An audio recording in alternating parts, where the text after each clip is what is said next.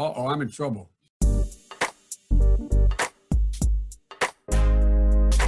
This is an island surrounded by water, big water, ocean water. Trust me, I'm like a smart person. I'm very consistent. I'm a very stable genius. I had the best words. Tolerated. I know words. Mike Pounds. I hope they now go and take a look at the oranges of the investigation. But there's no better word than stupid. And anomalous, really anomalous. I'm very highly educated. One of the wettest we've ever seen from the standpoint of water. Had the best words. God bless the United States.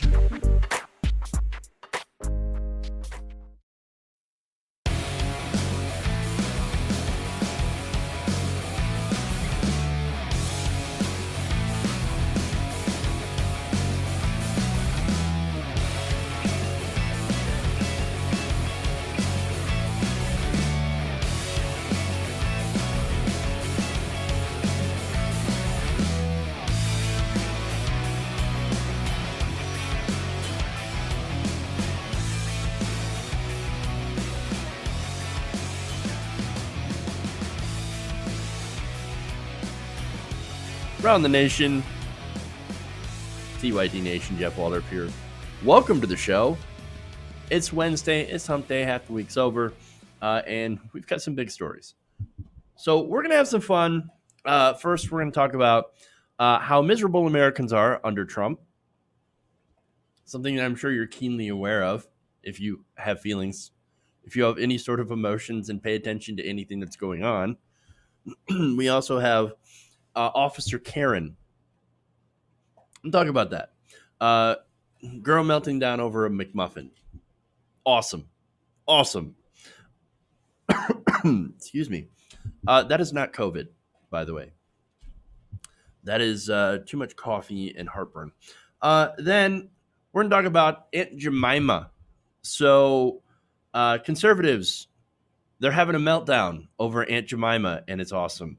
I'm actually going to give you the history, by the way. If you don't understand why they're doing this, if you don't understand the issue with the character of Aunt Jemima, I'm going to give you a little bit of the history in between the conservative freak out. I think you're going to love that.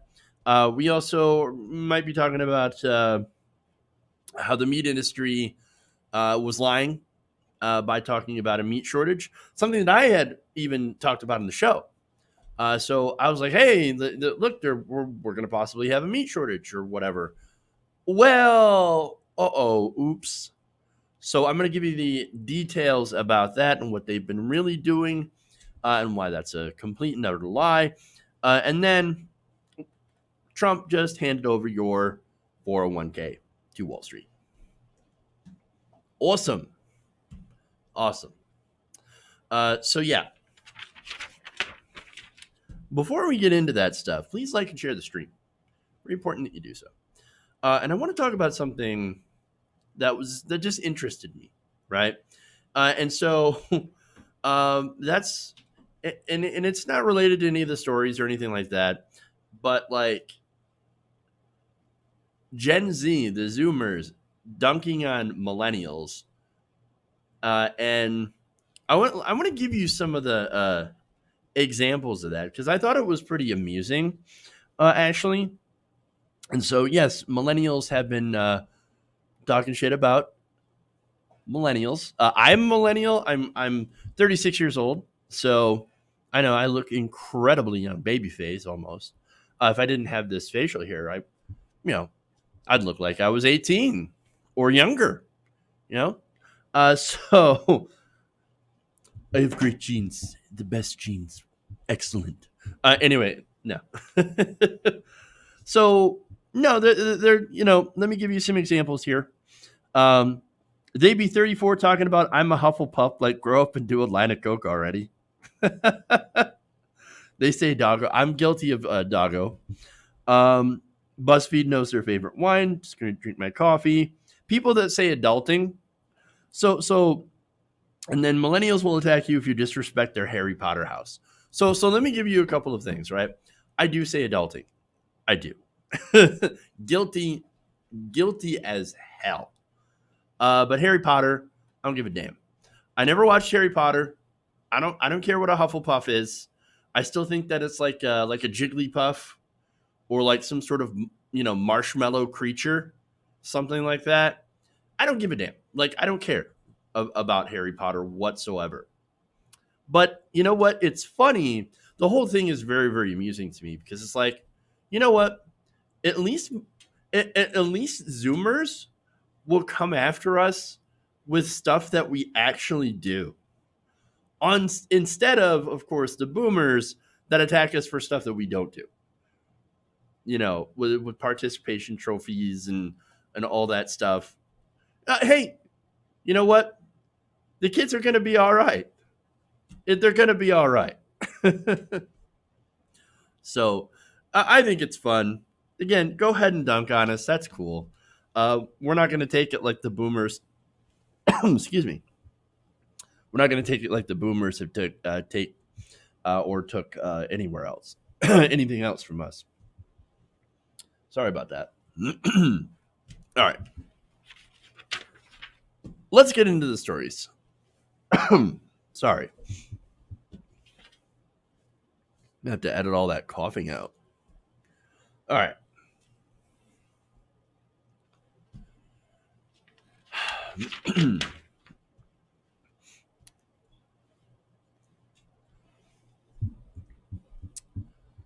Americans are miserable.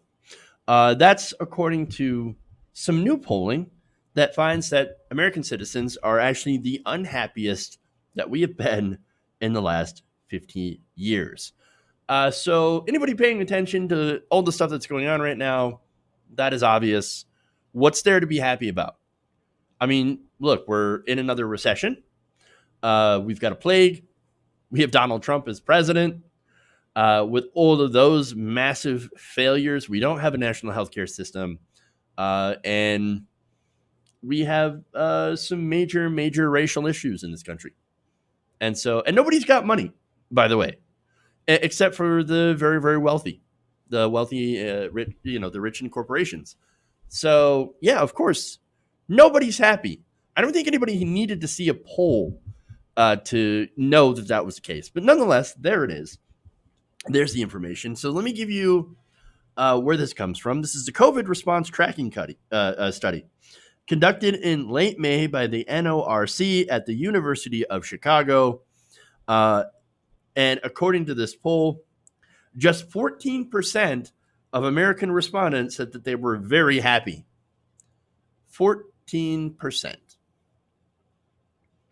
31% comparatively said the same back in 2018. So understand 2020, a little bit of a rough year. It hasn't been our week, our month, our day, or even our year, right? Is that the way that goes? No, I'm not going to start singing. So, according to the poll, for about 2 decades, 3 in 10 Americans said that, taken all together, they're very happy. In 2020, the number of people who say that they're very happy hit a historical low of 14%. 17% drop since 2018. The percentage of people who describe themselves as not too happy also spiked to an all-time high since the question was first asked back in 1972. The study found now also that that more Americans felt depressed now than they did after the 9/11 attacks. 38% now versus 33%. So, yeah, everybody's not happy. They're depressed. And also, they actually have very, very low levels of pride in America. And so, wow. All right. Let's get into that in a minute here. First, let's talk about isolation. Now, this is an important question because it is the COVID tracking poll, right? And so we're talking about the coronavirus, and a lot of us have been in quarantine. And so understandably, about 50% of respondents said they feel isolated or felt isolated at least sometime in the past 4 weeks. So that's a lot of people feeling very isolated. That's why everybody wants to get out of the house. It's summertime. We want to go out and do things. Unfortunately, we have this really inconvenient pandemic going on. A very virulent disease, virus going around. And so we can't really do that. And so understandably, yeah, a lot of people are feeling very, very isolated. And so I think there's going to be some mental health effects going on from here into the future. Now, as far as optimism, unsurprisingly, also down. Only 42% of respondents believe that when their children are their age, their standard of living will be better than their own. 57% said the same thing in 2018, so that's down. The previous low was 45% in 1944. So again, we're at the lowest amount of optimism. Patriotism has also taken a hit. A new Gallup poll found that national pride was at a record low. Most respondents said that they were extremely proud, 42%, or very proud, 21%, to be an American. Both readings marked the lowest Gallup has recorded it since it began polling on the issue in 2001. While Republicans have historically been more likely to say that they're extremely proud to be American, of course, Gallup found that even this group has lost a sense of national pride. The latest poll found a 9 percentage point decrease. What happened? Republicans, I mean, we've got Donald Trump as president. Like you got a Republican president and you got a Republican Senate. What happened? Greatest country on earth, right? I don't understand. Donald Trump told us that we would be winning. That we would be winning so much that we would get sick of winning. I guess America is sick of winning. Like our heads have spun so much that now we've got neck cramps and we can't really afford a chiropractor. And even if we could, we have this virus that makes it so we can't get within 6 feet of other people. So, I don't know. Winning. We're winning. Lots and lots of winning going on. Now, let's see. The poll also showed that the share of white American respondents who expressed extreme pride in the nation had fallen below 50% for the first time, down to 49%, along with a massive drop in the percentage of non-whites who said the same, from 36% in 2019 to 24% in 2020. So it's even hitting white America. Only one group had a majority of respondents who were extremely proud to be an American. And that would, of course, be people 65 and older. 65 and older. Oh, these are the people that have Medicare and Social Security. So they've got these wonderful government programs that are funded. So like you've got, Social Security benefits and you've got your retirement and you've got your, all that stuff. And you've got your guy, Donald Trump, in office, right? And every politician basically worships at your feet because they're like, oh, the 65 plus demographic. Now, why do they bow at those people's feet? It's because they are, likely voters, right? Those are the people that are able to turn out because they don't work, most of them, a large majority of them, because they're retired, right? And so they watch Fox News, and then they go out and they vote for Republicans, and they're incredibly conservative. And so, yeah, these politicians will bow down to those likely voters. And they again vote for Republicans, and they're very happy with the direction the country is going because they don't have to deal with all this stuff. They don't have to deal with this racism, right?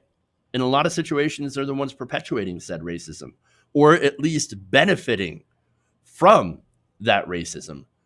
You also have, like I said, the percentage of people that are 65 and older that have more of a share of wealth than people who are younger than they are, especially the younger generations, millennials, who have been screwed over, as well as Gen Z. And also, I mean, you can count Gen X in that one as well, who are also screwed over.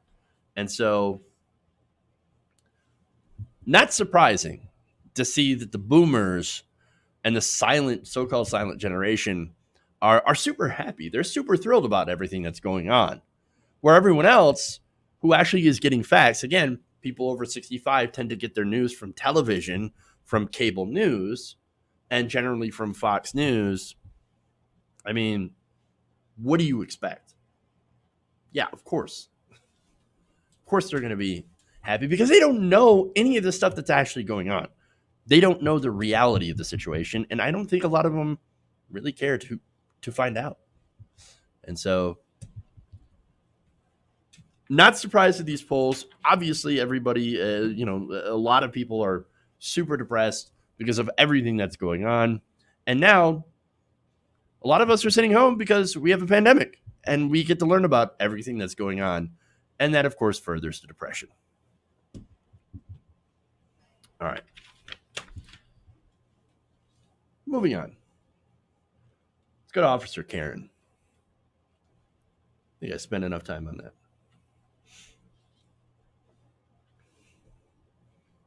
Right now, I'm too nervous to take a meal from McDonald's because I can't see it being made. I don't know what's going on with people nowadays, but please, just give us a break. Please just give us a break. That was a police officer having a breakdown over McMuffin. No, I'm not kidding. So now this officer is named or identifies herself as Stacy, a 15-year veteran of the force. And you can see she became very emotional after having to wait for her mobile order for a McMuffin, hash browns, and a coffee at McDonald's. Now, look, I get it. She says, hey, look, I haven't eaten anything. I haven't slept. So I get that, right? And nobody likes to wait in the drive-thru. But, like, keep it together. You're going to be all right. You're going to be all right, girl. It's nothing to break down about. You're going to be okay. That said, there's more to this video. I want to show it. You know, most of it it's in its entirety, and we'll see why she's so upset. I'm on my way home from work. When I pull up to the window, they hand me my receipt, so I go to the second window to get my food, and I'm waiting, and I'm waiting, and I'm waiting. And so the girl comes to the window and asks me what my order was. I repeat my order and my coffee, an English muffin meal with a hash brown and coffee.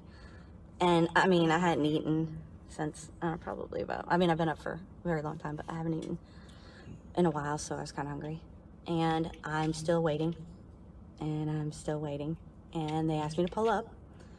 So I pull up forward, and a girl comes out with my coffee, and just the coffee. And she hands it to me, and I have my window down. And that's all she hands me is the coffee. So I told her, I said, don't bother with the food because right now I'm too nervous to take it. It doesn't matter how many hours I've been up. It doesn't matter what I've done for anyone. Right now I'm too nervous to take a meal from McDonald's because I can't see it being made. I don't know what's going on with people nowadays, but please, just give us a break. Please just give us a break. I don't know how much more I can take. I've been in this for 15 years, and I've never, ever had such anxiety about waiting for McDonald's drive-thru food. So just have a heart, and if you see an officer, just tell them thank you. Because I don't hear thank you enough anymore. You might want to take a vacation then. Because, look, I don't know her. I don't know her situation. But I do know there's a big problem with policing in this country. And see, look, the thing that people are getting upset about is here we got this white girl, this white police officers, who's literally breaking down over an order. Oh, I can't believe I'm so anxious at a McDonald's drive-thru. While at the same time, you have demonstrators, you have protesters that are being thrown in jail in a place where, by the way, coronavirus is running rampant in the jails. And so you got all these protesters being thrown in there. And so now, of course, and a lot of those protesters are peaceful. They're going to get coronavirus. They're going to spread it around. Not only that, but you also have a situation where black people continue to get shot and killed by police. And, oh, guess what? You also had 6 lynchings in the past week. So I'm sorry, Officer Karen, but I don't, when it comes to the list of things to be to care about, to be outraged about, not getting your McMuffin or your whatever and your hash brown in a timely manner, it is not something that I would be worried about. It's really not something to focus about. I'm sorry, I don't feel bad. Okay? And so she deserves the backlash that she gets online, because a lot of people are rightly pointing out that while she's doing that, there's actually bad things happening in this country. For example, one person wrote, black people are worried about getting killed in their sleep, i.e. Breonna Taylor, who was shot 8 times in her sleep, didn't do anything wrong, no drugs in her house, nothing. Innocent victim. By the way, those officers still not arrested, right? And yet this police officer is having a nervous breakdown over a freaking hash brown. Give me a break. Another one wrote, police officers need to be able to handle high pressure, life or death situations, and Stacey has gone viral because her McMuffin was late. Now, look, she did say, oh, well, it's because I can't see it being made. Well, you can't see it being made in a drive-thru. So what are you doing going through the drive-thru anyway? I guess that's the only way she's going to get her McMuffin, obviously, because you have coronavirus that is shut down in, dining in, essentially. And so, well, maybe you should have thought of that. Why are you so nervous now? Well, you think they're going to poison your McMuffin? No, it's ridiculous. Yes, there are people that are very upset at police, but they're not going around trying to poison officers. I mean, again, the whole thing is ridiculous. There's another person that noted that the video comes days after a black man, Rashard Brooks, fell asleep in his car at a Wendy's drive-thru. He was shot and killed. And yet, Stacey's mad because they forgot to give her McMuffin. Which, by the way, what about the workers? Maybe the worker just forgot. I mean, that's the thing, right? I do think in a lot of situations, those McDonald's workers face a lot more stress than police officers in a lot of situations. I mean, let's be honest, right? Constantly on the go, making sure you get people's orders right. The lunch rush. You ever seen the lunch rush? Yeah. So, again, I'm sorry, but I don't really have a lot of compassion right now. And I'm an empathetic person, right? And so there gets to a point where even like, okay, bring it down, right? There's no reason to be upset over this. None at all. By the way, this is after, and maybe this is because of the story where police unions in New York City accused workers at a Shake Shack of tainted milkshakes. Oh, you know what happened in that story? Turns out nobody messed with the milkshakes at all. And they were just basically lying. They were lying. So nobody messed with the drinks. Nobody's messing with your McMuffin, Karen. So all we're trying to do is to make sure police do not shoot and kill people when they don't have to. Police wouldn't be getting in so much trouble if we didn't have a police shooting an unarmed black person at least every week. Maybe you ought to fix that first, and then we might have a little bit more empathy and be able to give you a break.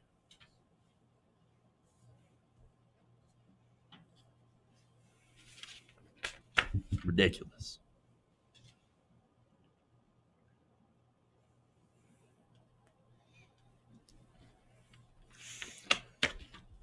Moving on. Let's go to Aunt Jemima. Conservatives on social media are angry and a little confused after news that Aunt Jemima is getting a new brand name and a new image. So no longer will it be Aunt Jemima. And of course, they're having a big mad. So now parent company Quaker Oats announced the syrup and pancake mix brand, which dates back to 1889 and originally featured a black minstrel character, which is who you see, will be updated with a new non-racist stereotypical brand. And so now, actually, that's not the original minstrel character. I'll give you the details of the history of this to really kind of explain why people are upset about this. All right. So now, first, Quaker Foods North America President and Chief Marketing Officer Kristen Krupfel says, "We recognize Aunt Jemima's origins are based on a racial stereotype. As we work to make progress towards racial equality through several initiatives, we must also take a hard look at our portfolio of brands and ensure they reflect our values, meet our consumers' expectations." Okay, so look, this is representative. This is reflective of society that is changing to become more inclusive, and you have brands changing along with them. And so it's not shocking. It shouldn't be surprising to anybody that corporate America is going to be in the side of inclusion. Why? More customers. Duh. Capitalism's going to capitalism, right? You want to appeal to the most amount of people to make the most sales. Of course, right? So this does show, though, that when it comes to the culture wars, America, America is more progressive on social issues. The culture wars have been won by the liberal side, by the left, right? And so, hey, you know who makes good customers? Minorities with money and other people as well. And so anybody with money. So you want to be inclusive to that brand. And by the way, quick correction here. It's actually owned by PepsiCo. It was bought from Quaker Oats. So just a little correction on that. But all right.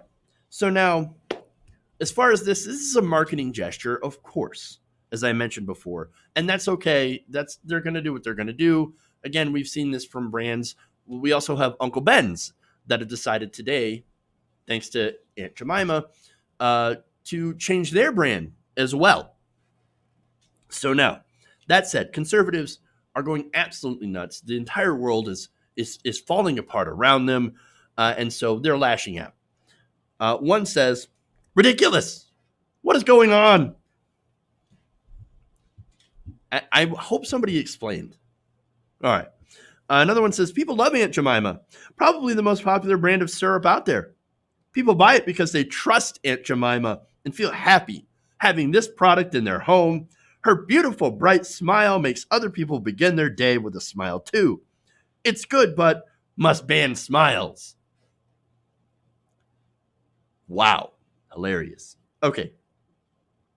I mean, who honestly looks at it? Maybe some people do, right? And thinks about a brand. I can't wait to start my day looking at the smiling person on a box, because that makes me feel warm and fuzzy inside.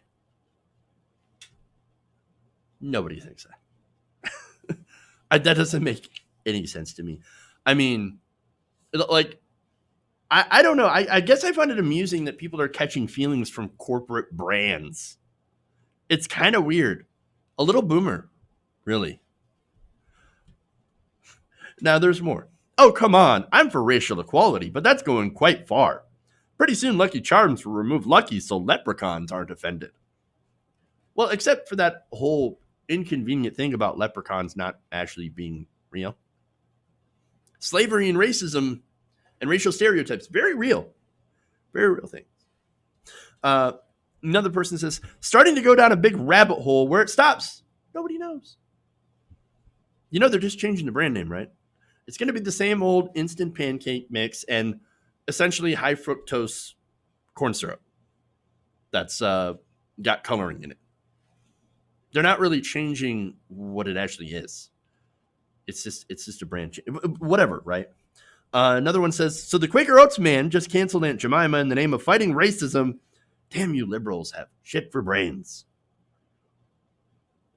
This is the free market at work, man. I thought you guys believed in the free market. I mean, really, I I don't think that there was a massive amount of outrage towards Aunt Jemima. I mean, yes, like I do see a lot of people like, oh yeah, finally, okay, yeah, I can see that. That's good that they changed it. But was there like a massive targeted campaign of people protesting out there saying Aunt Jemima bad? Not necessarily. I'm sure a few people raised the issue and were like, hey, that is kind of a racist caricature. Maybe we should change that. All right. But anyway, mostly free market. They made the decision themselves. Now, another one named Ban the Mask. This is going to be good. Everyone needs to boycott Quaker Oats. They're complete racists to the snowflake liberal Aunt Jemima cancel culture who just wanted something to cry about. If it was a white person on a label, they'd yell racist too. None of that makes any sense. Y'all are just big mad. That's what that is. Another one says, on the other hand, I hope this beautiful black face isn't replaced with a non-black face. Oh, okay, well, here we go. Somebody who wants more representation, right? He says, I'll probably get flamed for this, but growing up in an all-white rural county, Aunt Jemima's warm smile was my main exposure to black people as a kid, a positive influence. You are positively influenced by a fake caricature on a box of pancake mix. What? That doesn't make any sense. I mean, come on, dude, right? Really? Your main exposure to black people when you were a kid, it was a fake person on a box. Look, I grew up in a, pretty white rural area as well. So yeah, I didn't have a lot of exposure to black people, but I didn't look to a box of pancakes for positive black role models. That doesn't make any sense. Another one says, I'm confused. Removing the image logo of a black person on a product is a move towards equality. Why am I so confused? Well, that's a good question. Let me educate you on this. In case you're, unfamiliar with racist stereotypes and how they're perpetuated and how that actually causes harm. So here's the thing, right? So now the woman in the box was Nancy Green. Now she was the original, right? The OG. And she was hired to promote this pancake brand. Now she grew up a slave, right? This was back in the 1890s, right? And so in order to try to sell this brand, they used a particular caricature, and it was the mammy archetype. So now a lot of you are like, what are you talking about? What's the mammy, right? And why is it considered to be racist? Well, it's a stereotype in the South specifically for a black woman who worked in a white family and nursed the family's children. So this was very prevalent back in slavery. In fact, you had African-American women and girls that would be tasked with domestic work and childcare within the white American homes. Now, the characteristic of this person was usually portrayed as older, overweight, and, of course, obviously black. She was an idealized figure of a caregiver, amiable, loyal, maternal, non-threatening, obedient, and submissive. Everything you want from a slave, right? The mammy figure demonstrated deference to white authority. That's another thing, right? She was devoted to her owners/employers, and her primary goal in life was to care for their needs. And now, so here's another part of this mammy archetype that is, again, horrible. While the mammy was devoted to her white family, she often was depicted as treating her own family very poorly and had no black friends. Well, of course, because her life was devoted to the white family. They furthermore explain her love, doting, advice, correction, and supervision were also reserved exclusively for white women and children. Look, if you listen to that and you think that portrayal of the mammy is okay, Well, then look, you probably have no issues with blackface, and you're never going to get it. You're never going to get it. Nonetheless, this Stocks and Sports, right, tweeted at PepsiCo and said, since you do not appreciate the 131-year-old brand Aunt Jemima, I will give you $1 for the naming rights. What? I will not use the name for syrup, but I will instead keep the legacy alive and honor the name that has become a household name for the food many of us love most. That doesn't make any sense. Why would you do that? What? All right. More. Tony Scalisi says, black people should be sad at this. It's not a symbol of racism or any of that crap. It's a symbol of a woman who happened to be black that made great syrup.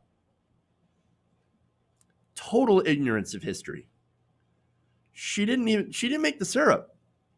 No, again, this was a former slave that was hired to promote pancake mix. Now, what's interesting when you actually look into her history, it's actually a fascinating story. She used her financial freedom from playing that caricature, because again, it was back in the 1890s, right? And I think did so up until the 1930s. Then she was unfortunately killed in a car accident. But during that time, she used her financial freedom and her work and her stature as a spokesperson to actually lead the fight against poverty and in favor for equal rights for individuals in Chicago. So that's taking basically the white man's money and saying, okay, well, I'm going to take your money and then I'm going to use it to help alleviate poverty and help my people. Well, all right. I can definitely respect that. That's kind of cool. But this guy doesn't know at all, right? Sorry, Tony, you have no idea who this Nancy Green is. She didn't make the syrup. She actually was, again, an interesting character. But that caricature, still wrong, still racist. And what a lot of these people are defending is that racist stereotype. And they look at the Mammy and they're like, oh, well, I like that. They're non-threatening. They're the non-threatening blacks and they're devoted to the family life. We love that. But they don't see that it's wrong. They don't see that it's wrong. And as a lot of you were pointing out in the chat here, aunt and uncle were used in ways to basically avoid using Mr. and Mrs., which would, of course, give them some agency. Right. And respect, a respectful title. Instead of doing that, they replace it with aunt and uncle. And so there's that. But again, a lot of people don't know this history and don't know, the racist implications. And so it is really interesting. Now, the thing about Nancy Green is, again, if you want to celebrate Nancy Green, which some of these responses will point at her and say, well, don't erase her history. Well, we're not erasing her history. If you want to honor her, don't buy Aunt Jemima, for one, right? Why not rally against poverty? I mean, you don't fight poverty by purchasing stuff from large corporations. And by the way, PepsiCo was sued by the families of the women, and there were multiple women that played Aunt Jemima. Back in 2014, a lawsuit was filed against PepsiCo, which claimed that Green and Anna S. Harrington, the other black woman who portrayed the character starting in 1935, were actually exploited by the company and were cheated out of monetary compensation that they were promised. The plaintiffs were two of Harrington's great-grandsons, and they sought a $2 billion settlement for the descendants of Green and Harrington. That lawsuit, however, was dropped, dismissed with prejudice, and without leave to amend in 2015. And so maybe, I don't know, maybe this has something to do with changing that name. And maybe this shows this is an opportunity. Hey, look, Black Lives Matter protests, so let's change the name now because we keep getting in trouble for it. Don't know. But it is interesting to look at. So, but for all the conservatives that are having a white hot meltdown over this, oh my God, cancel culture. Relax. You're going to be fine. It's just syrup, and really not even that good of syrup. You want good syrup, Go Maple, apparently. All right. I'm going to take a break. We're going to come back. We've got more stories here for you guys, including the 401k story. Maybe we should do the story about Trump's niece. I don't really know. So there's that. All right. We'll be back in a minute. Stay right here around the nation.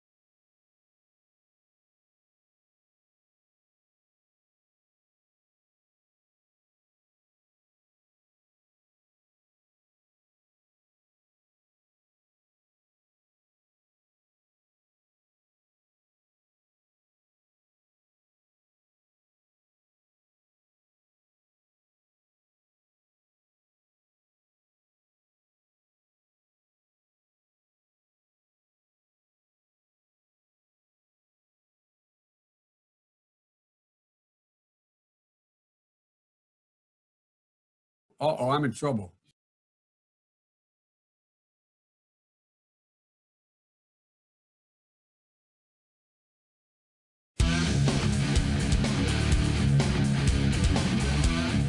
Mike Pence.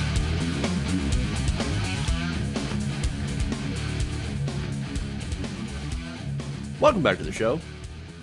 Around the nation right here. TBT Nation, Jeff Waldorf here with you. All right, so I want to thank a couple of, I want to thank one channel member here, new channel member, Jeff Jordan. Thank you for signing up and becoming a channel member. That, of course, helps the show. Then patreon.com/TYTNation, another way you can help the show by supporting independent progressive media. We don't have any billionaire backers. No, I don't have any Soros checks. Kind of sucks. I know I've been waiting for my professional agitating, but apparently they must just be in the mail, being delayed, something like that. I don't know. Help us out, patreon.com/TYTNation. I want to thank Mark Tetrio, and let's see, go to somebody that I don't think I've thanked, Rij Basak. So thank you to those two members, to those two patrons. You guys help the show. Let's see. Super chat here from Adrian Benningfield says, it's more important what's on the inside, especially with food change, the packaging. Yeah, no, it's going to be the same food. And that's the thing. It's the same, like it's the same I guess, okay syrup and okay pancake mix. And that's it. I mean, I didn't really think it was a big deal. And until and this is the thing, until you read the history of it and realize that it is a really old racist stereotype, generally you're not going to be bothered by this. Like, bothered by the name. Like, oh, what's wrong with Aunt Jemima? And then you read up on it, like, holy crap. Wow, that's pretty bad. And it just kind of makes you think of all the other stereotypes that we have. All right. Anyway, let's move on here. Let's talk about fake shortages.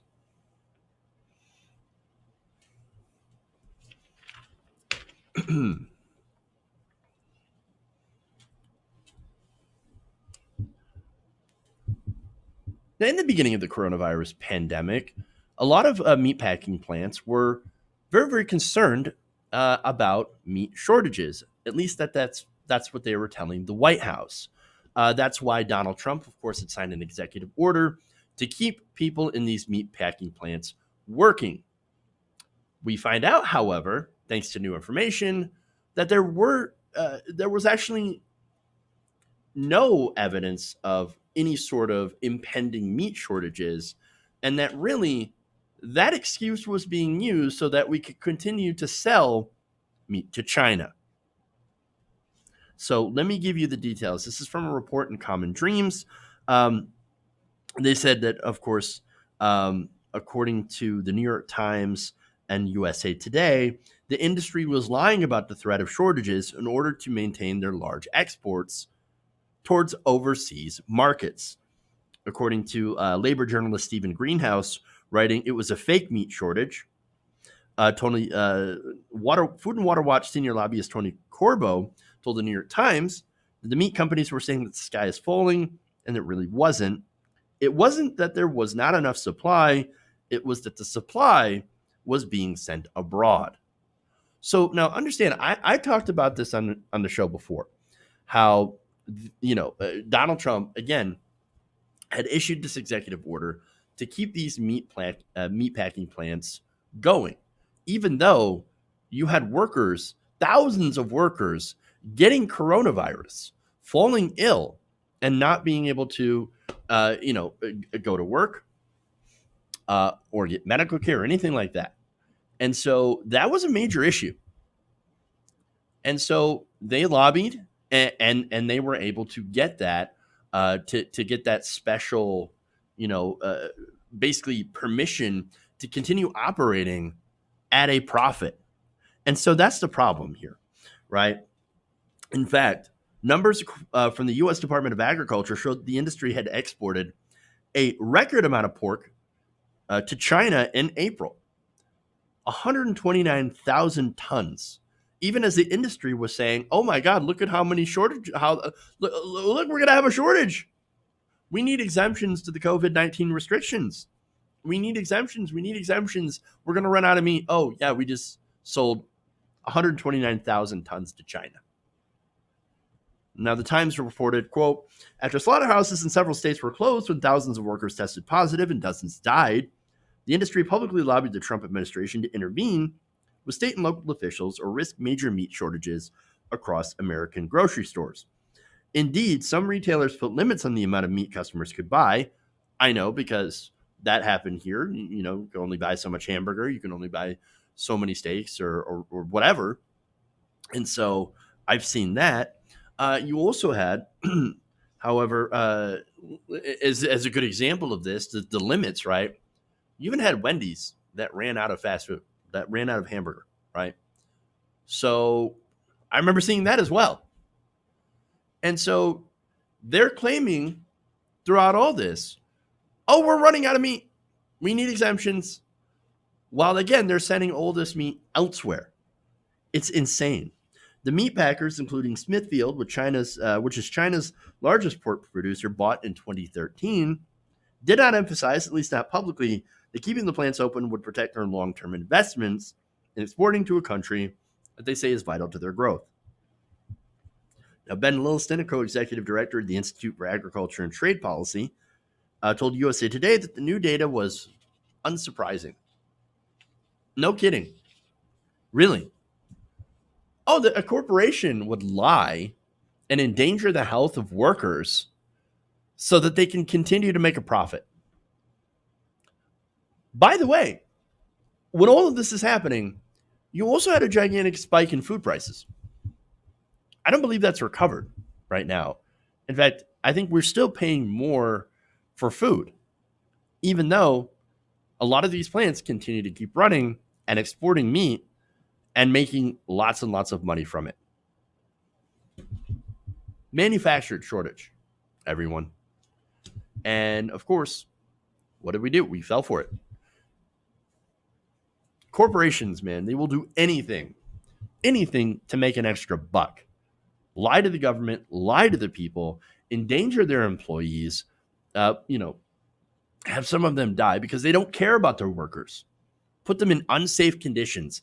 And they're expecting us to be okay with the states reopening and sending people back to work. Now, I read an article in Forbes, believe it or not, but it was a good article that says the blame for the reopening for the spike in coronavirus cases is not the state's fault. It's the federal government's fault. Now, you might think, well, now, wait a minute here. You saying that it's not Ron DeSantis' fault? No, it partly is, right? But here's the other thing. State governments aren't able to spend money like the federal government does. A lot of them have balanced budget amendments thanks to Republicans. And so their budgets, look, they have no, decreasing tax revenues, increased costs in taking care of COVID patients, and all that extra stuff. They don't have the money. And so the federal government decides that they're not going to help. Donald Trump says, you're not going to get any help. Mitch McConnell says, screw you, states. We're going to let you go bankrupt. We don't care. The only option for them is to open up, to force the states to open up so that people don't, for one, draw unemployment benefits, right? Which part of it comes from the state, but also part of it comes from a federal benefit thanks to the CARES Act. That's the extra $600 a week. Republicans don't want anybody taking that money.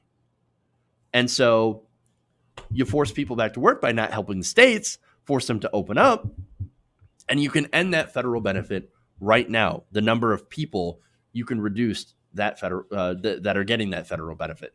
You can cut it down significantly by forcing the states to open up. Of course, the result is that you have a coronavirus spike.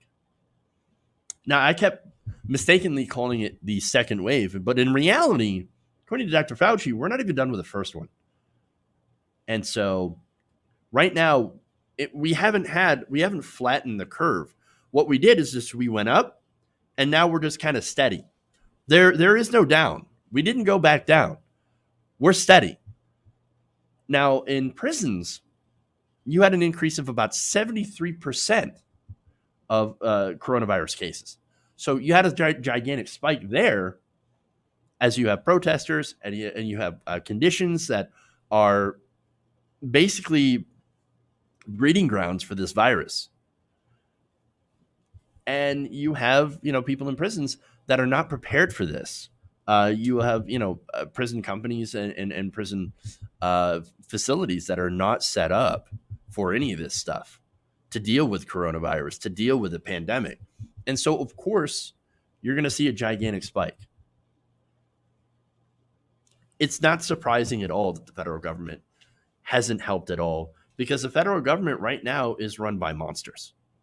And that's what this is. And this is another example. You have these monstrous people that are being lobbied by these gigantic corporations in order to put people at risk, in order for them to make an extra buck, while also screwing us over when it came to food prices and using these scaremongering tactics on the American people. It really is absolutely disgusting what these corporations, what these companies are allowed to get away with. Absolutely disgusting. All right. One more here. Let's go a little bit more salacious, and we'll do the 401k story another time.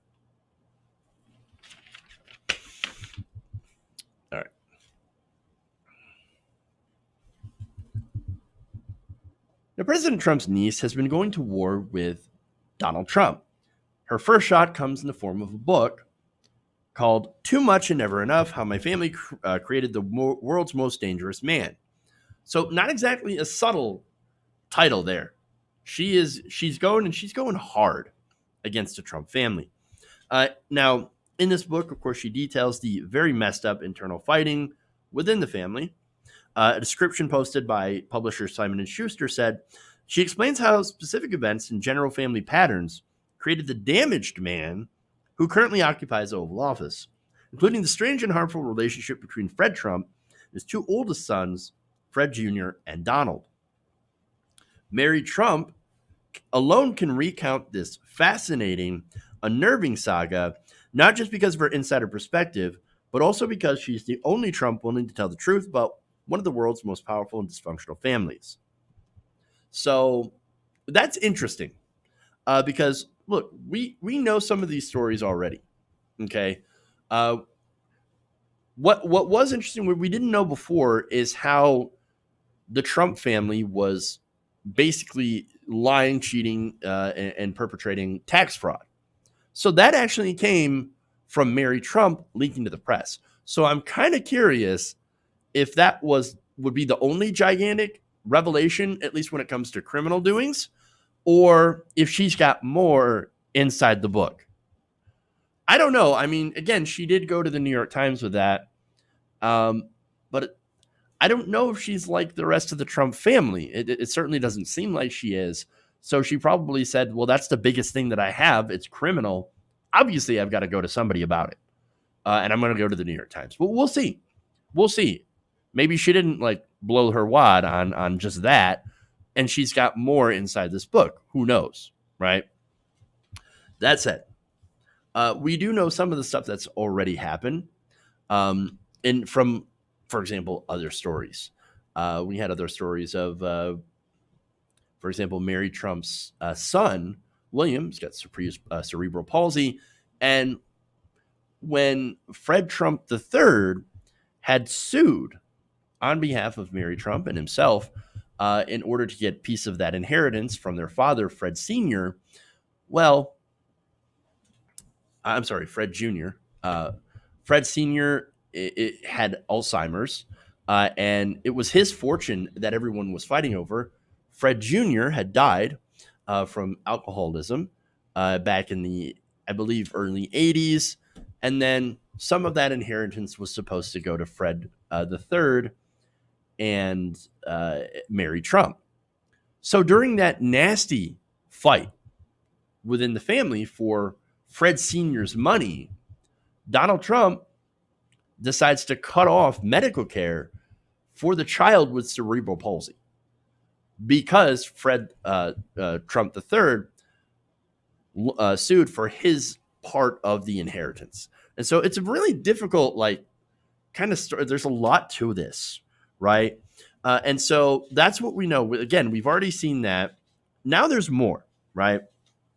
And so, for example, some of the treatment is supposed to, of Donald Trump's father, Fred Trump Sr., when he was having Alzheimer's, is supposed to be part of this story as well.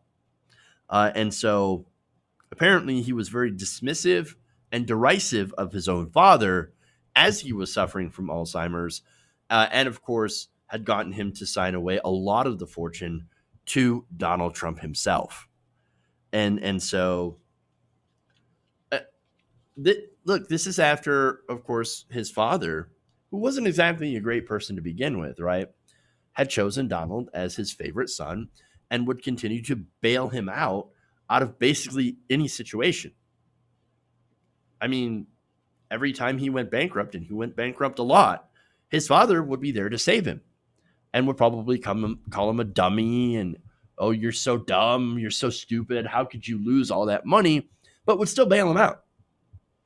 And so it's kind of amazing to hear that that Donald Trump was, of course, really derisive, dismissive of his father, even after being bailed out so many times by him. It just kind of shows you the character of who Donald Trump is. And so she's written this, go back to Mary Trump here. She wrote this tell-all book Is it going to have salacious stuff in it? Probably. Scandalous? Absolutely. So she's spilling all that tea. All that tea. And the timing, it's not a surprise. It's election year. And so it's very, very clear that she does not want Donald Trump to become president once again. So I think she had this timing planned, and she can't stand her uncle. And I understand why. I mean, look, he destroyed the Trump name in the public eye. Not that the Trumps were that good of a family to begin with, but I mean, for example, Fred Sr., as I mentioned, not a good person. He was incredibly racist. But before then, Donald Trump himself, yes, he was a laughingstock, right? But the Trump name was enough for people to still make money on, where they would contract these, basically they would rent out the name to these hotels. I mean, you stick Trump on a hotel back in the 1990s and 1980s, everybody's like, oh my God, that's fancy.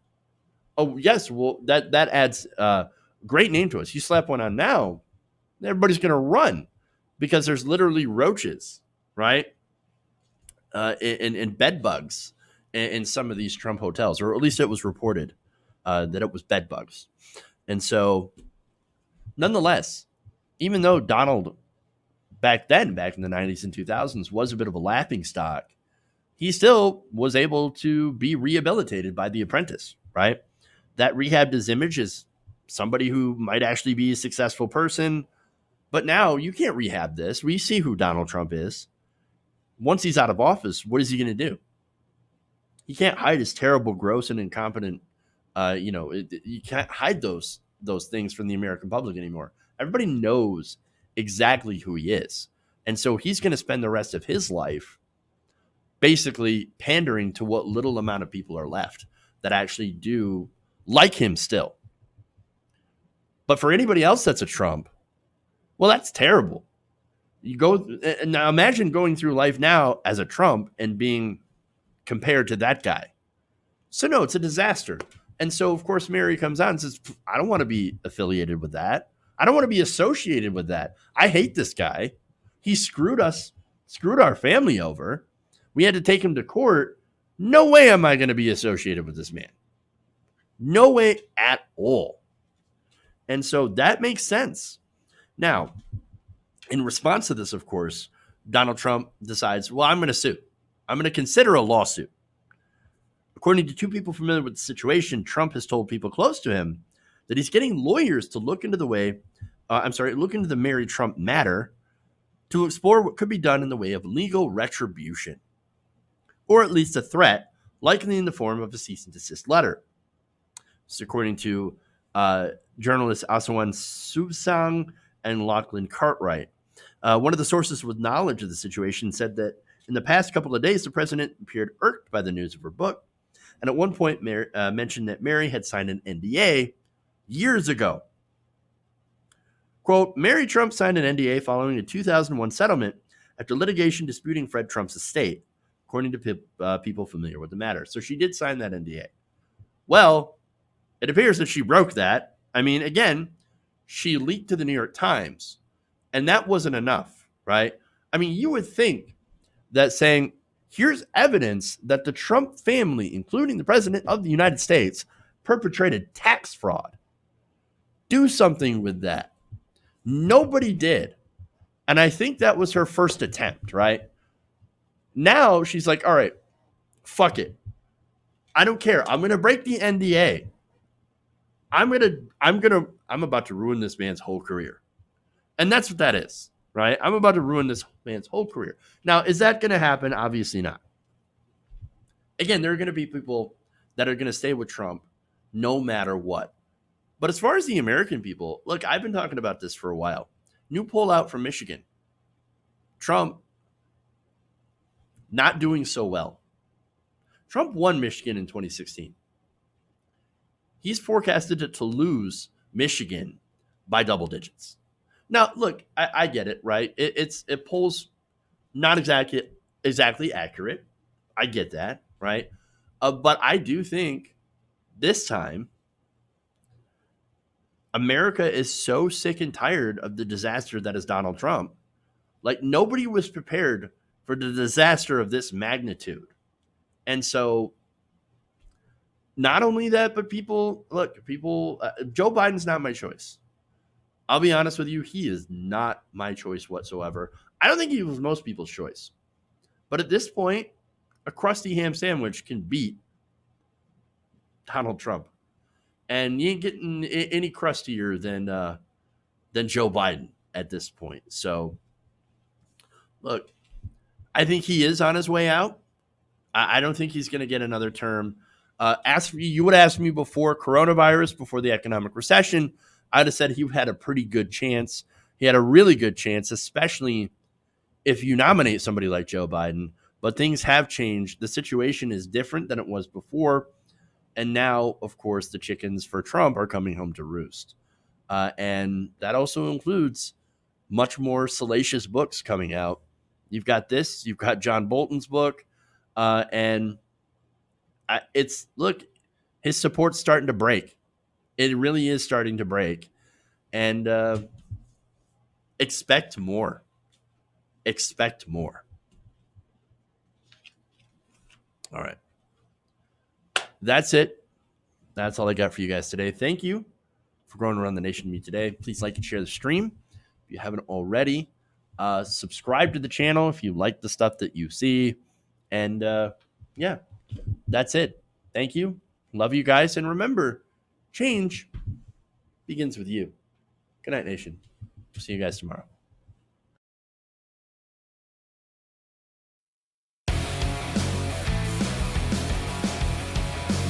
Mike Pounds.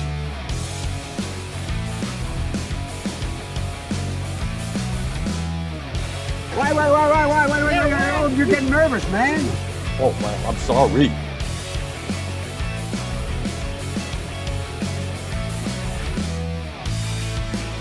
Please clap.